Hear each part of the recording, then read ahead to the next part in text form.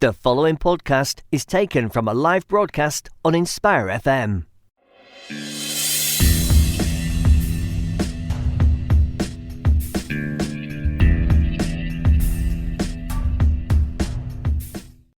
Assalamu alaikum and welcome to the Book Club show on Inspire 105.1 FM. My name is Imrana and it is 10 o'clock on Tuesday the 26th of November. I hope you are having a wonderful morning so far. We're going to head straight over to a nasheed by Khalil Muhammad called Subhanallah.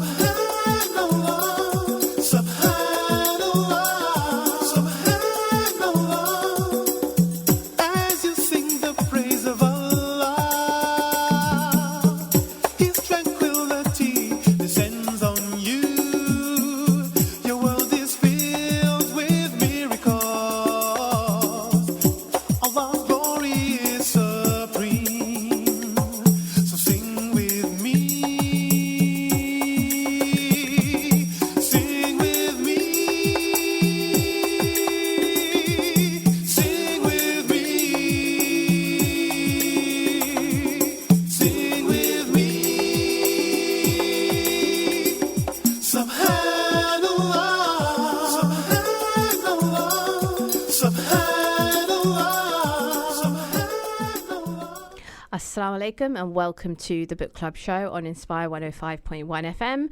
It is Tuesday the 26th of November and it's just past 10 o'clock. That was a lovely nasheed by Khalil Muhammad called Subhanallah from his album Zikr of Life. The reason for playing that this morning is I actually have Brother Khalil Muhammad on the show this morning and I'm really, really excited to be speaking to him about his really super awesome comic book called Muslim All Stars, and it's slightly different to some of the books that we've discussed on the show previously. So obviously for those of you who are regular listeners, we talk about a range of different books, different genres, fiction, non-fiction. I always have the pleasure of having some guests to help me kind of navigate all those different conversations that come up. The last show that I did, I had a wonderful guest, Afroz, on, and we were discussing the book When I Hit You by Mina Kandasmi, which was obviously looking at issues of domestic abuse, domestic violence, and how that can transpire. And I think what the most important really conversations around that was this idea of how particularly maybe in our own communities, how we have those conversations, and which sometimes can be taboo, but how it's really important to start giving a platform for the stories and the conversations that we really, really do need to talk about. So today we are looking at a comic book, which obviously is a bit different. I'm quite excited because I haven't really done much on the show about that, but I'm really looking forward to speaking to Brother Khalil Muhammad. So assalamu alaikum. Wa alaikum salam wa rahmatullah. How are you this morning, Brother Khalil? I am fine, thank you. Thank you so much for asking. Fantastic. And so if we If you could maybe just start by giving us a bit of a background on how this book, Muslim All Stars, came about, and then we can talk a little bit more about the details of it as well.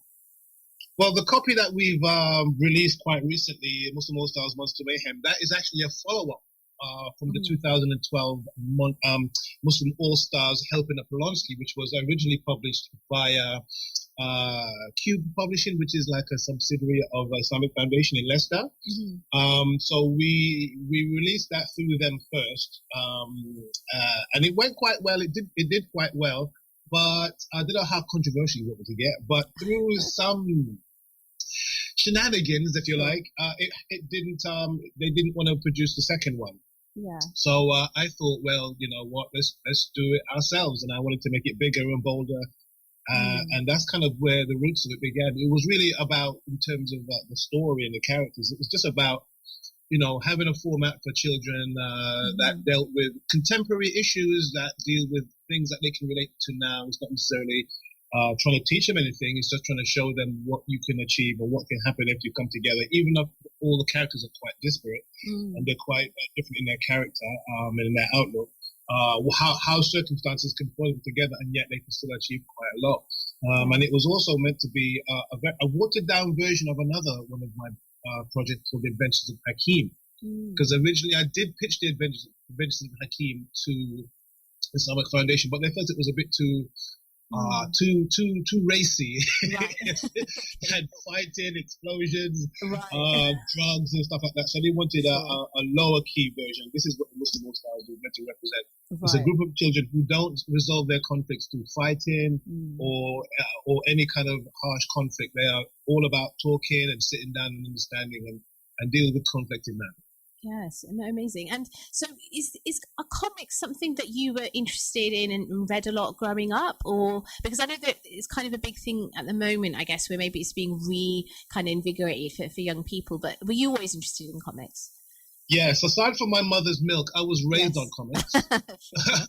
I mean, that was my lifeblood from since I was a wee nipper, right? A tiny little nipper. It was always something that I was into. I was always into Marvel Comics, DC Comics. We didn't even notice anything called a Beano. No. That would be sacrilegious to talk about a Beano in my house, I tell you. So we were always into Spider-Man, Superman, Daredevil, that kind of thing. Fantastic Four, Spider-Man. This is back in the 60s. So this is way before the new wave of Marvel superheroes. You know, we hit the silver screen in this contemporary age. And, you know, you have the Marvel juggernaut now making $1 billion every time they release a film. So I was always into comics. And for me, it was just the most natural thing on earth to produce a comic with Muslim kids in it. No, it's such a beautiful kind of way of, I guess, incorporating that, because like this idea of being able to see ourselves in I guess all spheres of life, especially when it comes to literature. So how do you think, in terms of what was it about comics in particular compared to, you know, other books? So I mentioned before, I haven't actually talked about on this show about kind of comic or, you know, anything in that kind of genre, so to speak. So what is it about comics, do you think, that is different for younger readers that maybe might be more appealing? I think it's just, well, obviously it's highly visual, so that is always going to capture anybody's imagination. It's going to be an eye catcher. So I mean, just visually, especially, I kind of decided to have my characters look like manga characters, or if you know what manga and anime are.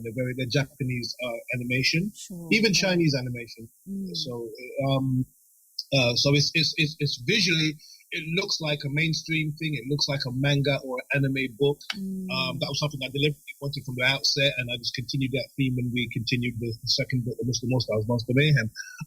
So it's obviously the visual element is always going to captivate people, and a lot of people I've shown the book to. I was in an event on Saturday, and I showed brother there, and he said he's never seen anything like it, and I've heard that so many times because the animation, the illustration, the format of the book. It does look like a mainstream thing. It looks like something that anybody would pick up and like, if you're into that kind of thing. So I think that's going to be the initial attraction for the book. But then, of course, you have to then get into the characters and the situation that they find themselves in, and how do they deal with that situation. And these children in the books, I would not say that they are highly religious. I try to make them normal kids. They're not spouting hadith left, right, and center. They're normal kids. And every now and then, maybe at one of the crux moments, one of the characters says, "Well, you know what? We are supposed to be Muslims." Which I feel that is probably more of a realistic take on how children are today. They're not going to be sitting there, "Qala Rasulullah sallallahu alayhi wa sallam." They're not going to do that. They're going to say, "Yeah, you know what I mean, bro. Yes, that's maybe right. we should do that. Maybe we should." So I try to portray in that, and I'm hoping that is something that the kids will be able to reflect on and kind of identify with. That they don't have to be sterling pillars of the community to contribute or to be good Muslims. Just try and do your best and try to make the world a better place through, the work that you do, your school, helping other people. Because the first Muslim All Stars was helping the Polonskis, which was helping a Jewish couple tidy their house. It was as simple as that. They did was tidy their house, and that was basically it. Wasn't the walls coming down? No, it wasn't exactly. it wasn't the end of the world or anything like that. It was just a normal situation where a group of kids got together for some extra pocket money and they helped out a couple tidy their house, and that was basically it. So it's really about bringing it down to earth and making it fairly simple. No, exactly. And even, I guess, for adults, because you've just mentioned that, and it just reminds me recently of seeing an incident that was filmed and it was being shared on social media where there was a man kind of, being quite anti-Semitic towards a Jewish family, and there was a Muslim woman who obviously kind of intervened. And to be honest, these are things that are happening, so to speak, kind of in real life, and actually being able to even discuss those things or even share them, like, visually, through literature. I think, it must be so important for younger people. And even in the comic The Forward by Humaira Khan, she says that when young British Muslims read this, they will see a reflection of things they can connect to. So why do you think then specifically British, young British Muslims, how do you think Muslim All Stars can help them? What part of, I guess, the story can they connect to then? Because this new book, I've tried to make it fairly contemporary without making it too obvious, because it does deal with some quite heavy issues. It does deal with Islamophobia. It deals with a lot of anti-religious sentiments. It also deals with corporate greed. Yes. And it also deals with bullying and peer pressure. And of course, as I mentioned, racism as well. It deals with those issues. They're kind of interwoven into the story. So without being too heavy-handed, I'd like to think that, we've addressed it and we've shown how messages can be misunderstood, because I don't want to give too much away because somebody might want to read it. I don't want to give any spoilers out. But, it does follow the Muslim All Stars who encounter a group of young people who dress up as movie monsters, and they do go around vandalizing places of worship. Why they're doing that is based on some of the contemporary issues we face today to do with racism, Islamophobia, and anti-religious sentiment, or race or religious hate speech. But at the end, they try to clarify their stance, each religion in the story, because it does also feature a plethora of different religions. It's not just about the Muslims. There's Christians in there, there's Jews in there, there's Hindus and Sikhs in there as well. And they do have an opportunity to kind of clarify their positions away from the stereotype, away from the sound bites, the Fox sound bites. They do get an opportunity face to face with their interlocutors to talk about, look, this is what we're about. This is why we do what we do. And, we try to give you a truer picture. One of the lines that one of the characters says is that find out about us from us. I think Layla, the leader of the Muslim All Stars, I think she says that find out about us from us. Speak to us about what we represent, where we're coming from, and what we're about, as opposed to picking up just secondhand, sound bites, as I said, or propaganda. That is, what's his name? Ali G. He just talked about it quite recently. How the power of the internet. It's fringe opinion can become mainstream because of the spread of Twitter and social media platforms, and people are quickly indoctrinated with a negative view of any particular group. And as Muslims at the moment, we're getting it in the neck, obviously. So we're prime targets for that. So I'd like to think that we try to address those issues in this story in a way that is subtle, but it's a bit fun as well. It's a bit contemporary. There's a little bit of adventure in there. There's a little bit of not action, but there is some conflict, but not physical conflict. In terms of that tense moment, there are a few tense moments where kids can see that, this is what could happen, or the potential for what could happen if these things are left unchecked. If we don't represent ourselves, if we don't talk about our position, and then we try to stand up and be represented, then, things can go downhill very, very, very quickly. And I think, we should be very much aware of the possibilities. It wasn't that long ago that the Chinese were interned in America.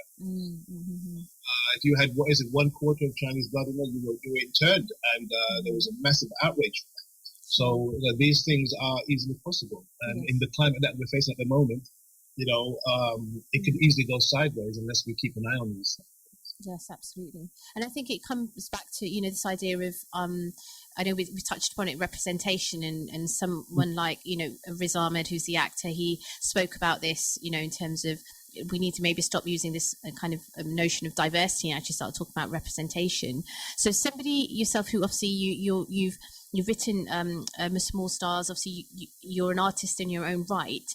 How important do you think then is this notion of representation, not just, I guess, in literature, but across the arts in general? I mean, what do you think we can do as maybe a Muslim community to make sure, like you said, that we are kind of on top of these things before they become even more problematic? Well, of course, I would agree that representation is important. I mean, I'm a Muslim convert from a Jamaican background, so of course I'm in the Muslim community. You could say I'm a minority within a minority. And when I think about my particular career in media in this Muslim community, how I've had to I wouldn't say struggle. I don't want to make it sound like I had a hard time, but how I've had to work to kind of make my presence felt, to make my work appreciated and accepted. As a minority within a minority who's already had before I became Muslim, I already had a stigma of being Jamaican, of being a mugger, of being a criminal, of being a drug dealer. So I had those stereotypes to throw off, and then I had to move into the Muslim community, which are by and large Indo-Pak, and then try and make a mark or try and make an impression in there. So I fully appreciate the need for representation. But yes, it goes without saying that I think it's very important. But each one of us, we have to, if we're not talking about how the government is going to implement representation for us, in terms of us as individuals, what we want to bring to the table, how do we want to tell our particular story? Because even with any demographic, you're going to have individuals with their own unique story, their own unique experiences. This depends on how are you going to use the platform to then talk about your experience that everyone else can relate to, like what I did. I have a different background. My nasheeds, when I started doing nasheeds, obviously they're going to be slightly different from everybody else. I listened to Stevie Wonder and Earth, Wind and Fire. I didn't listen to Fatih Ali Khan. No, exactly. That's right. So are people going to accept what I do based on and alhamdulillah, I've since I've been a nasheed artist in the last 15 or 16 years, I've had a brilliant time. MashaAllah, alhamdulillah, I can't complain. I do think I've been accepted very well. I've been treated fantastically by the Muslim. I'm not just saying it to be politically correct either. If I hadn't, I would tell you. Trust me. Of course, comes in being honest about this. But the truth is, I have been treated well, and I do feel like I've been able to represent myself and my community, and then use that to then talk about the wider message of diversity and representation and some of the other problems. Because of the books, because of that kind of acceptance, I've been able to do the books and to do the nasheeds and to do the TV things and whatnot. So those elements, in terms of an individual's contribution, I think it's just a matter of what do we have to say, because I see a lot of fantastic books out there. Zainab Mia do some amazing books. Is it Planet Omar? Those kind of things. Fantastic. I love those books, and it's just a matter of figuring out what is it you want to do, and do you want to, and especially in this day of social media, days, the gates are wide open. So there's really no excuse for us not to get on that and start doing something to show, to tell our stories, really. So I am fully. I don't know the difference between what did you say, representation and diversity. I don't know. is there probably is a subtle difference. I think, I'm sure it's going to go over the head of a lot of people because I'm not as sharp as two in the box, but even I'm thinking, why are you trying to split hairs? Why are you trying to confuse us, man? Sure. Look, keep it simple. Keep it simple. Most people ain't got time to watch anything on telly. Brexit, you don't care about Brexit, let alone you're going to start making subtle distinction between this word and that. Sure. Just make it simple so everybody can get on board. So I think representation, call it what you like, representation, what's the other word? See, I've forgotten already. Diversity.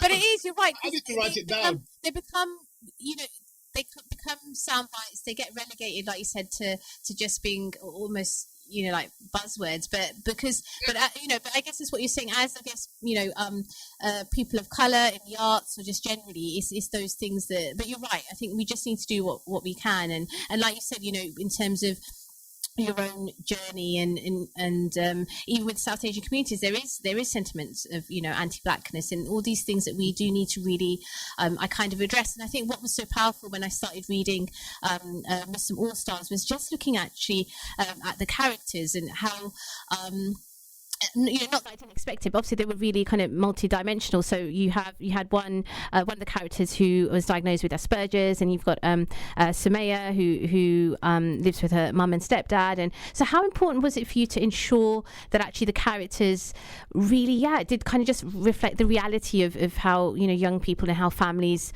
are in the current kind of day and age, so to speak? It was very important. It was something that I wanted to really focus on from the outset. The leader of the Muslim All Stars is a girl. Yeah, sure. Ayla is the leader, not by election, but just by virtue of being strong-willed and being organized and being mature. And I remember when I first formulated the idea for the Muslim All Stars, I did have some people complain, why do you have a young girl, the leader? Oh, really? Wow. And the person that was saying this was a woman. No, don't say that. God. I said, are you serious? Look, she knows the most Quran. She's the most mature. She's the most level-headed and sensible. Amazing. So naturally, she should be the leader. But because if she's with the boys, how are they gonna solve problems? How are they going to solve problems? She use her brain like anybody else. So that was something that I thought would be accepted straight away, but no, it wasn't. So I was surprised that that person was objecting to the fact that the leader is. So what they tried to do, they said, what you should do, make her older than the others. That way she acts like a mother hen to them. Oh, how interesting! Like a maternal type of thing. Yes. So I said, okay. So I changed the story to reflect that, and then later on they said, no, it doesn't make sense that our older girl would be hanging out with you kids. So we made it back so that she's the same age as them.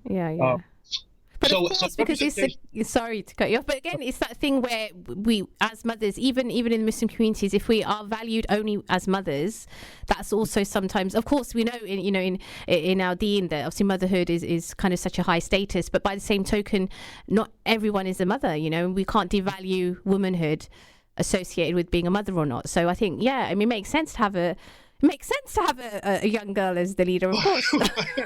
Why not? I've written other stories. I've written a story called Tears of Belkis. The lady, the star of that is protagonist is a female. I've got another story. Which one is it? Rahima and the Robot, and again, it's a girl that's the leader or the main protagonist. Sure. So I've always kind of gravitated to having women for whatever reason, just because I just saw a lack of representation. Regardless of her ethnicity, that a woman should be, or a girl should be a leader. And I said to this person who objected, I said to you, name me in this modern time any female role models. I don't mean Khadijas and back in the old days. I mean now. You can probably mention maybe they may say Yvonne Ridley, if they know who Yvonne Ridley is. Sure. So who can you name me any contemporary role models for our young sisters today? She couldn't. No, exactly. So why if we haven't got any factual ones, then we better make some fictional ones. There's Malala Yousafzai. That's great. Of course, Well, who else? So in terms of fiction as well, which kids like to consume as well. So I think that is one of the reasons why I wanted to include that aspect of representation there as well. There's 2 girls and 3 boys, and they're all multi-race, from multiple, what's the word called? Multifaceted, racially. With different backgrounds as well. Because again, you have to kind of put that. Every time I write a story, I'm writing a book like that called Dean Street Kids, and I have to again put it. One child is from Somali, one child is from Arabia, one is from one is from there. But you just have to do that these days, because you have to try and represent as many as possible. Yeah, sure. No, definitely. And I think that's really important. And what we'll do is maybe after the break talk a little bit more about the process of how a comic book comes to life, in terms of on the page. I think it'll be really interesting to talk a little bit about that process after the break. But thank you so much at the moment. So we are at the moment talking about Muslim All-Stars by Khalil Muhammad, and you are on listening to the Book Club Show on Inspire 105.1 FM. If you have any comments or thoughts, you can call in on 01582 481 822, or you can WhatsApp in on 07779 481 822. So if you do have any questions or comments, if you have any views about comics, or I'm sure we could probably make some reference to a Marvel at some point, because like Brother Khalil said, it's a big thing at the moment. Obviously they're earning loads of bucks as well. So we are going over to a break. Grab yourselves a cup of tea and we will be back in a few moments. Assalamu alaikum. You're listening to an Inspire FM podcast, making available our popular programs from our daily broadcast on Inspire FM.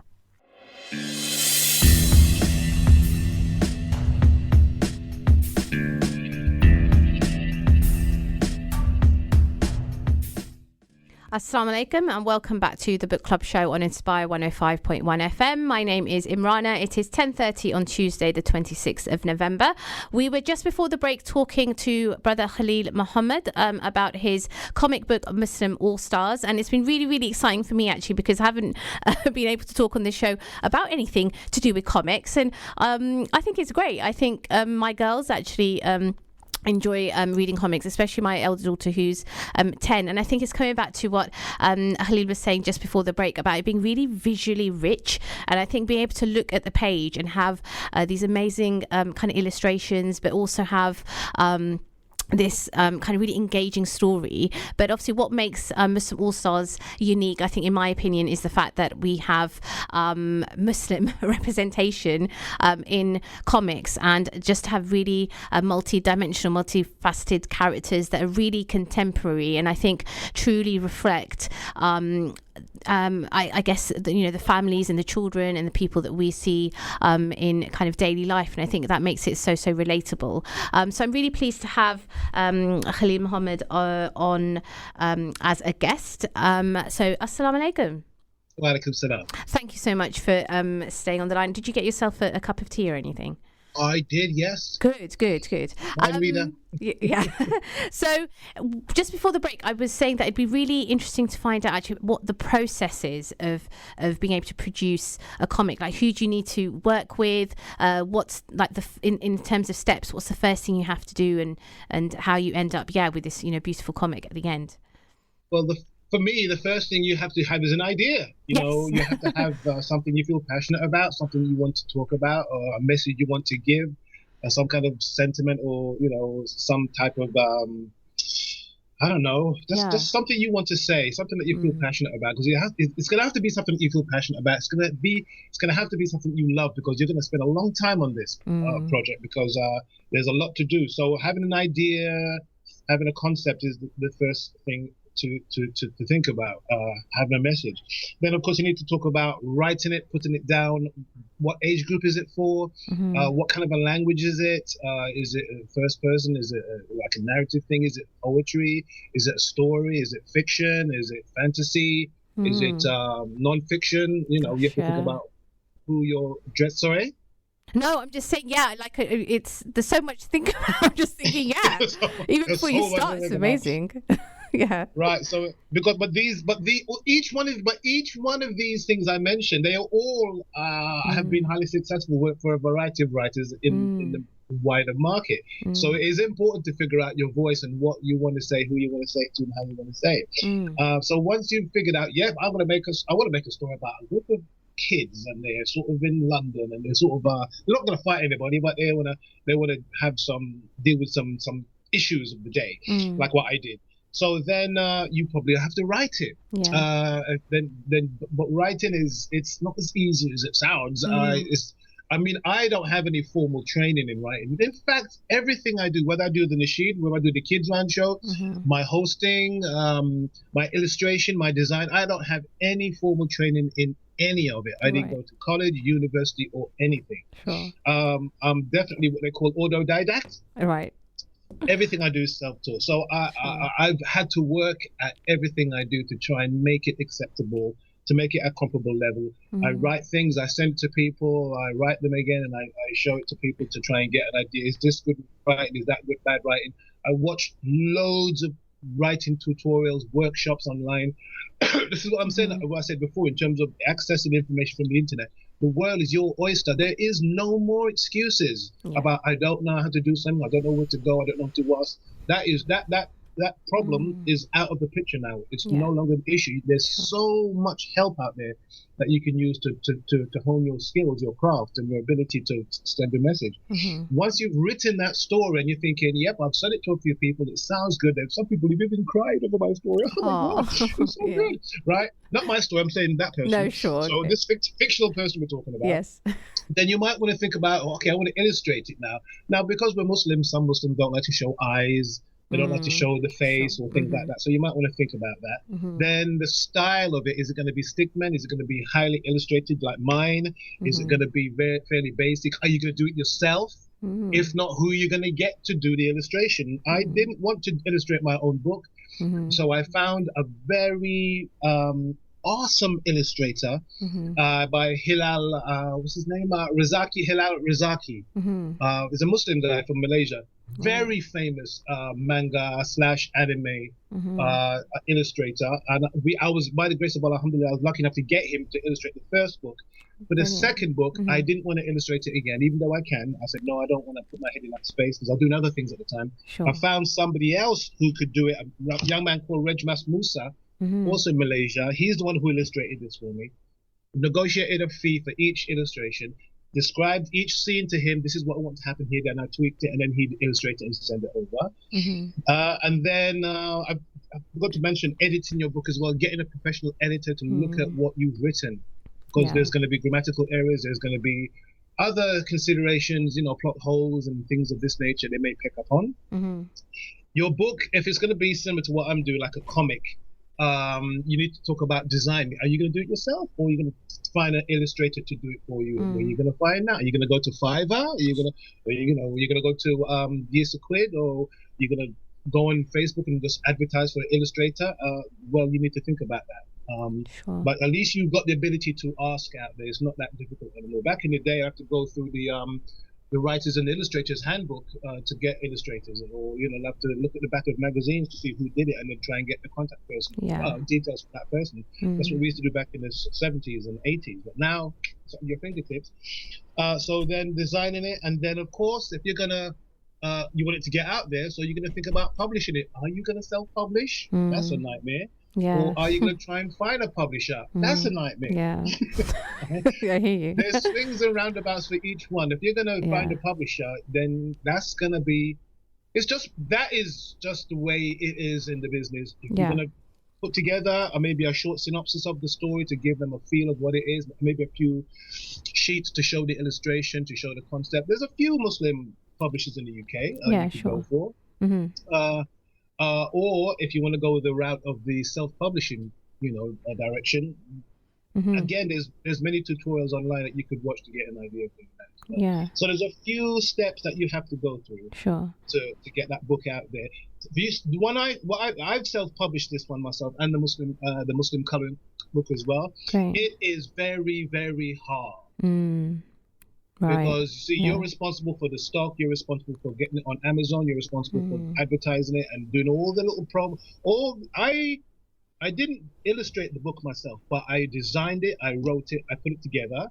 All of the little adverts I do, talking about the characters and everything, I designed all my own little 1-minute videos for YouTube, for Instagram and Facebook. I do all that myself. But you have to keep going around and around all the hashtags, put it in the right places, try and monetize all your videos.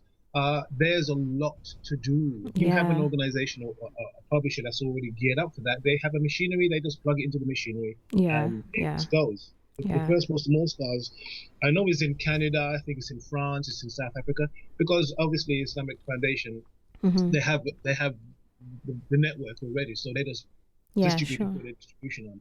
I don't have that.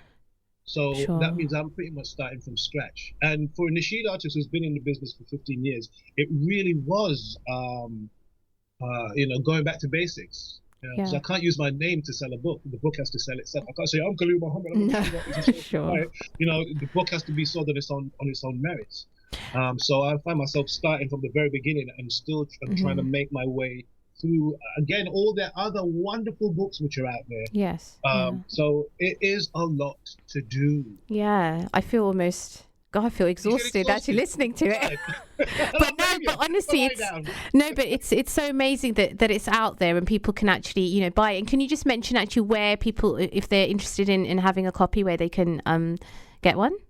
It's on Amazon. Fantastic. Everybody knows that. Good. We also have the Muslim colouring book on there as well. Okay. Muslim family colouring book. That's on Amazon as well. No, that's good. Okay, so it's readily available. And actually, you're coming back to what you're saying about even in publishing. It was just this morning, actually, there was a tweet by Knights of who primarily publish and stock books by I know the term sometimes problematic, but BAME kind of writers. And just this morning they were put a tweet out and they were saying that we've gone bowling because we've had rejection from retailers saying this cover is a bit too ethnic, and also they've heard from so many people where they say we don't have any brown kids here.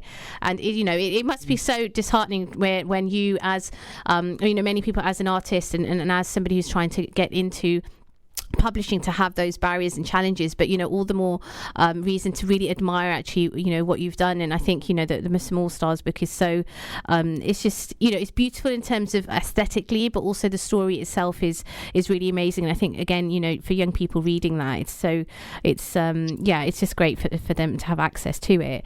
Now what I really want to ask you actually, what was the other kind of side of the book is, now you have Nazar Khan in the forward. He says that Muslim All Stars series promises to be a much needed fictional work that brings to life how prophetic guidance is both relevant and empowering for young Muslims today. So now, was it challenging to kind of, or it could be empowering, I don't know, whichever one, to convey prophetic meaning through a comic book? How did you find it, in that sense? It's difficult because you see, you do want to portray the message of Islam at the end of the day, but you don't want to be clumsy with it. No, sure. You don't want to be obvious. You don't want it to be so on the nose that it's corny and cheesy and it just patronizing. Yeah. So for me, it's especially in a story narrative where you're trying to tell a story, but you're trying to inject some kind of morality in there as well. It's just, how do you do that without being clumsy? Again, I don't want to give any spoilers away, but there is a pivotal moment in the story where everything does turn around, where they almost literally stumble across something that changes the entire direction of what they're doing and what they hope to do. Yeah. And it was a prophetic example. But I'd like to think that I kind of portrayed that in a way that wasn't clumsy, wasn't cheesy, but it got the message across. That for me, in all of my books, that's always a challenge. How, especially nowadays with kids and stuff, how do you in a story portray that prophetic message without patronizing them, without talking down to them?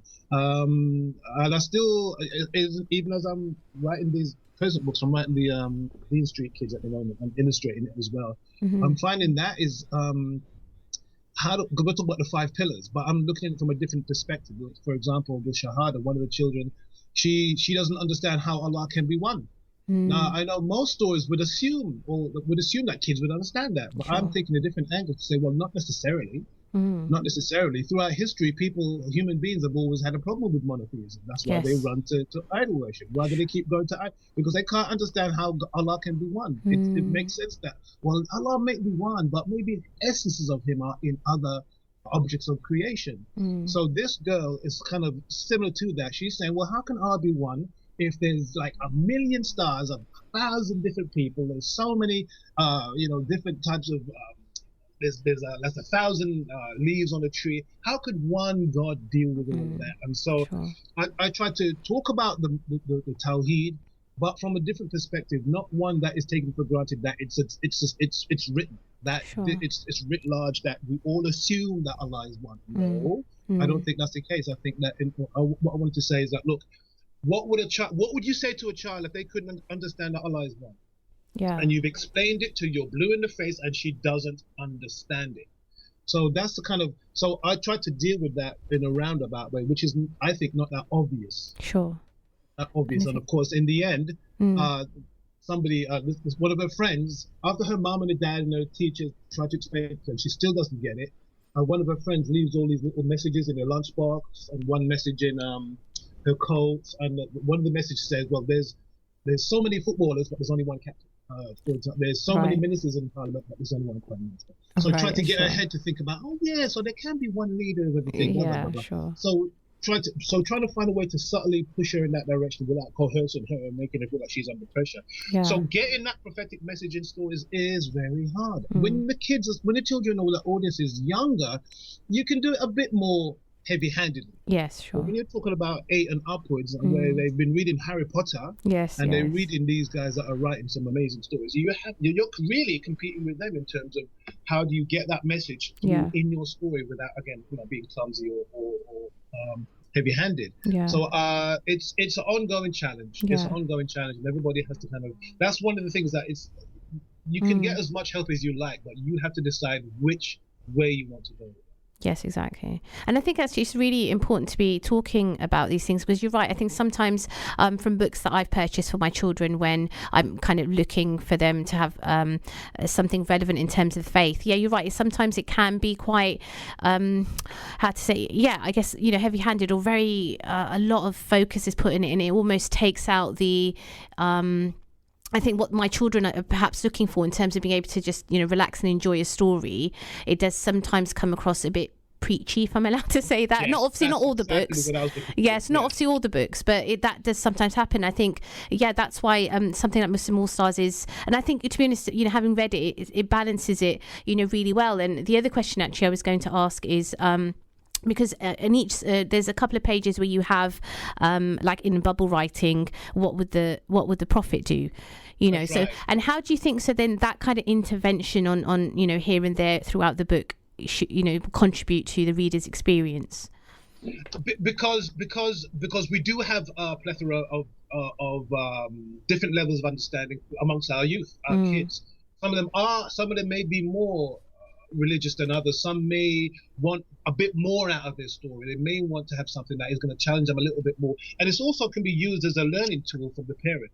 And I don't, obviously the circumstances, I wouldn't know exactly what the circumstances would surround why somebody has this book, but it may be that a parent might want to use these little captions here. What would a prophet do? To kind of get them to discuss some of the topics, because as I said, we do deal with some contemporary topics in here. It's very thinly veiled, but it is contemporary topics, and it talks about what would the prophet do if you find out your neighbor was a racist, for example, what would you do? And that is meant to be on the nose. It's not being subtle at all. It's just saying, this is what, if this happened, what do you think the prophet would do? And then they can use that as a platform for discussion. And it's exactly the same as we did with the Muslim Family Current book. We use the entire book is just used as a platform to discuss different aspects of Islam without forcing it down their throat. Really. Exactly, sure. So that's why we decided to put that in there. That is the most obvious educational aspect of the book, where we just put those little what would the prophet do? Yes, sure.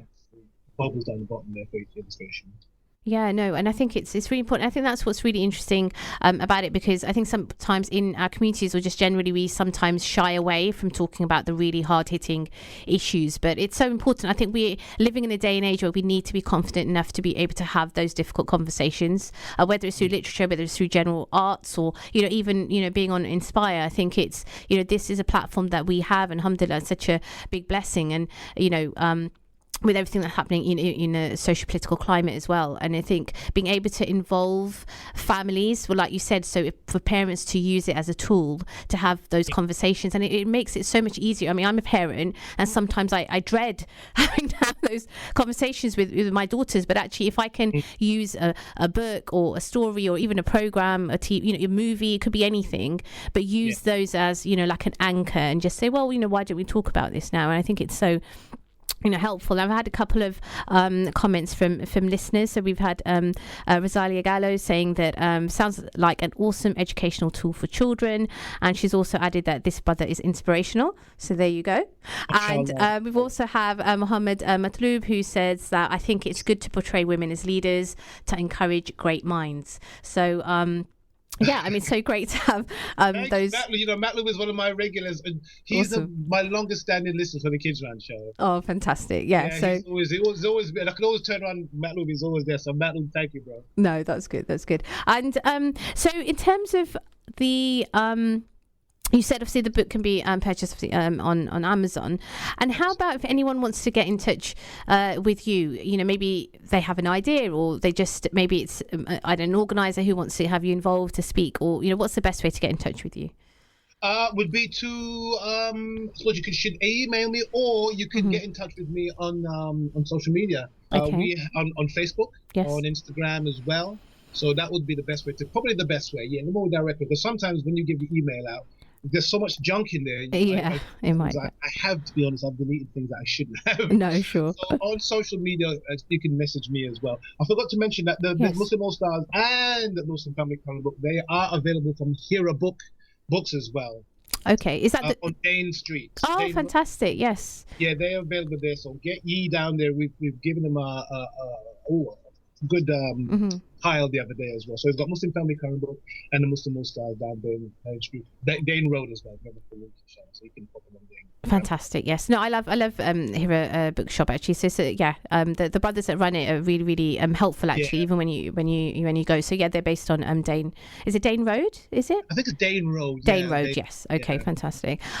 So we've got just a few minutes left. Is there any advice that you would like to share with some of our listeners today? So I mean, young people more than likely are probably in school at the moment, but even for parents or teachers or anybody who might be listening, what kind of advice could you give in terms of anything that you can share which would help, I guess?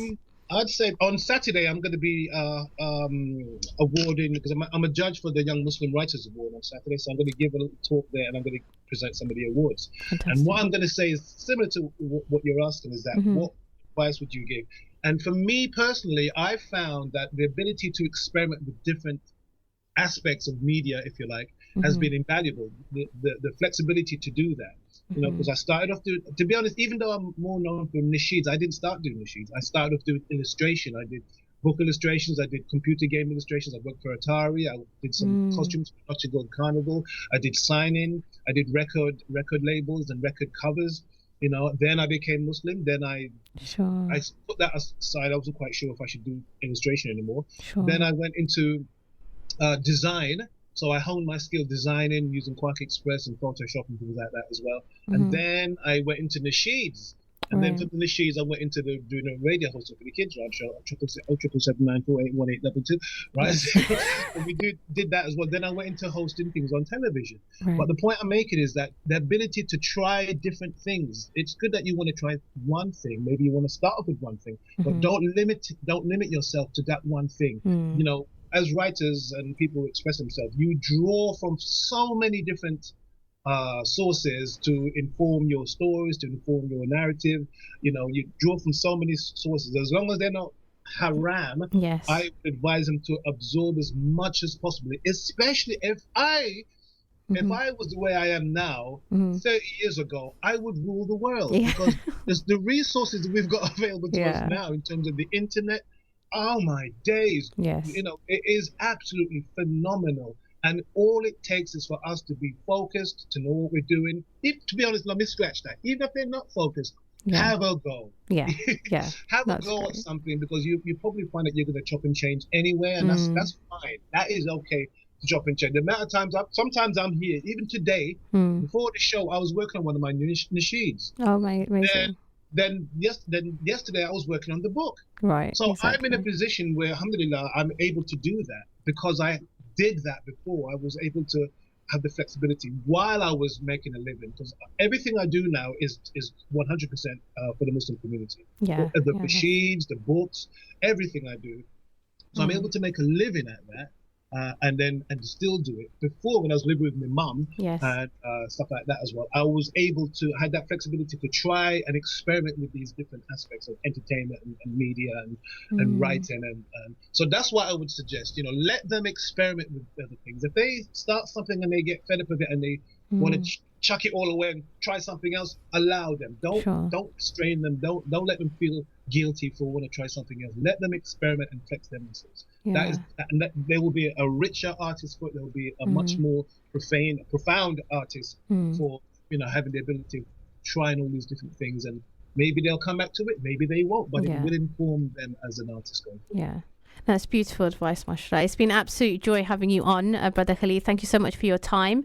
And inshallah, I'm sure we will have you back on as soon as you have your next book ready. I'm working on the mentioned the 5 Pillars of Islam, Dean Street Kids, and the Adventures of Hakim. So those are not going to be out. I was hoping by the end of this year, but I don't think it's going to happen. So it's going to be the end of maybe February. Okay, so something to look forward to. Thank you so much. Thank you so much. Thank you. Okay, assalamu alaikum. So that was Brother Khalid Muhammad talking about his comic book Muslim All Stars, and it's been amazing actually today just to really delve into the process of how you would publish something like that, but more importantly the characters and the stories and the conversations that inshallah that a book will bring about if we just have the platform to share them. So that's so important. And I will be back in a couple of weeks with a different book and hopefully another amazing guest. So please join me in a couple of weeks, and in the meantime I hope you have enjoyed the show. If there's any book recommendations or anything that you have that maybe I haven't discussed yet, please do contact Inspire FM and leave any recommendations you have. I love getting them actually, and it makes me kind of read things which are more out of the box, or which I wouldn't maybe usually read. So I'm always grateful for suggestions, and if there are any comments or views, obviously you can please leave them with Brother Tariq in the studio. So I will be back in a couple of weeks with the book club show. I hope you have a lovely week until then. Assalamu alaikum. Thank you for listening to our podcast. We stream our daily broadcast on inspirefm.org. You'll find all our daily updates on our social media at Inspire FM Luton.